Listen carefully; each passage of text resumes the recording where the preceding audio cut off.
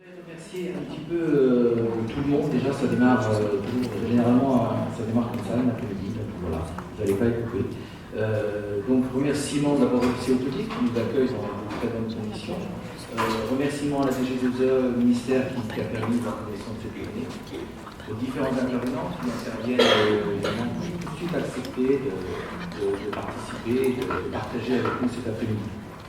Voilà.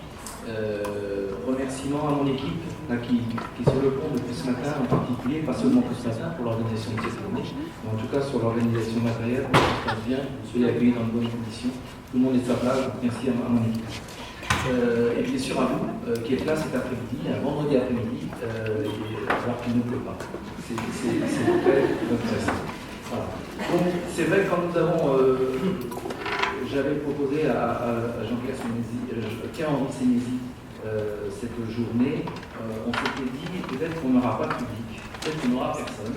Et finalement, on était bien loin du compte, puisqu'on a été obligé, au bout de quelques jours seulement, d'arrêter les inscriptions, puisque voilà, vous êtes, l'amphithéâtre est plein et vous êtes 130 personnes qui sont présentes. En tout cas, merci. À titre d'information, vous êtes un gros tiers de parents, hein, un tiers d'enseignants et un petit tiers de formation médicale, paramédicale présents ici. Alors, il s'agit bien sûr de ne pas faire le procès de l'école ou de qui que ce soit, ni dire que l'école ne fait pas ce qu'il faut, ne pas dire non plus que les parents sont un petit peu intrusifs à l'école, dire que l'administration est sourde aux demandes, tout ça, finalement, on le sait, et ce n'est pas la peine de venir ici pour se entendre dire. Voilà.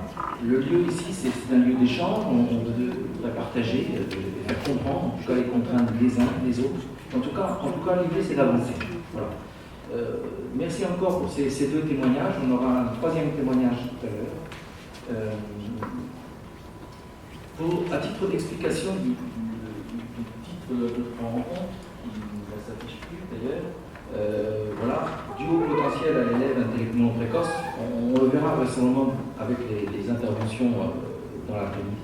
Mais il y a beaucoup de termes qui présentent les hauts potentiels, les élèves intellectuellement précoces, les surdoués, les zèbres, etc. Et les gens passent. Voilà. Donc, bien pour montrer que en fait, c'est pas un profil. On n'a pas affaire à un type d'individu. On a affaire à des individus singuliers, spécifiques à chaque fois, et donc il n'y a pas de réponse. Il n'y a pas de réponse donnée. À chaque fois, la réponse qu'il faut mettre en place est à inventer, à trouver. Et ce qui fait que, évidemment, parfois, alors je parle là au niveau de l'école, eh bien la solution, on ne la trouve pas toujours, on ne la trouve pas tout de suite. Voilà. On l'a vu avec en particulier Joseph, ça ne s'est pas toujours bien passé, mais aussi Camille nous a donné un peu d'espoir, puisque finalement, son prof lui a permis de sortir un petit peu de la difficulté. Donc il n'y a pas une solution, on a affaire à des singularités des individus. Et je crois que c'est dans tout le domaine de l'ASH, de l'aide, de la scolarisation des enfants en situation de handicap et au titre de BEP, besoin éducatif particulier, à chaque fois la solution est à trouver.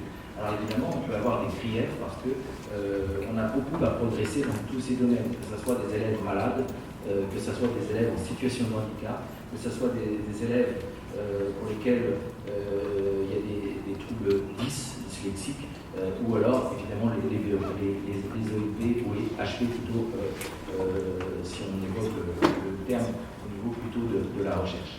Voilà. Donc, la deuxième idée de cette rencontre, c'était de remettre en cause quelques idées reçues sur les hauts potentiels. Alors, il y en aura vraisemblablement d'autres dans les interventions, mais en fait, on voulait bien évoquer, première chose, donc que chacun est singulier, je l'ai évoqué. La deuxième chose, c'est que l'enfant ou l'adulte à haut potentiel fonctionne différemment. Il ne fonctionne pas forcément plus vite, mais il fonctionne différemment. Souvent, c'est aussi plus vite. Mais c'est surtout le différemment qu'il faut retenir.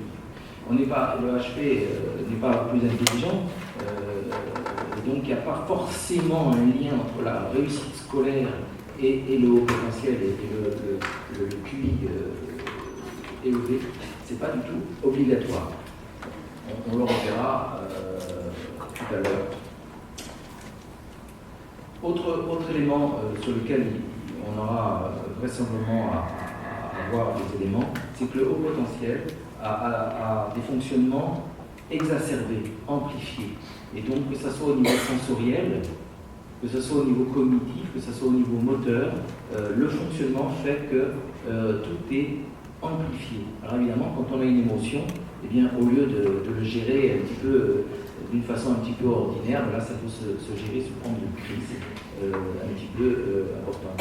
On a vu dans les témoignages, souvent, on parle de haine, alors que forcément, c'est pas forcément une haine qu'on a contre ses camarades, etc.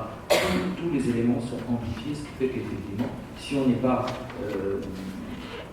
informé, eh bien, on peut prendre du coup les propos des uns ou des autres pour des réalités, ce qui n'est pas le cas. Voilà. Donc, suite à cette journée qui est filmée, il y aura, on utilisera un petit peu ces supports pour faire de la formation au niveau de la DG2E, de l'Éducation nationale. Et donc, je vais chercher à mettre en place un protocole au niveau du territoire polynésien un petit peu plus précis pour justement l'accompagnement et la prise en charge des enfants haut potentiel, que ce soit au niveau du premier degré et au niveau du second degré. Voilà. Donc, je ne vais pas aller plus loin.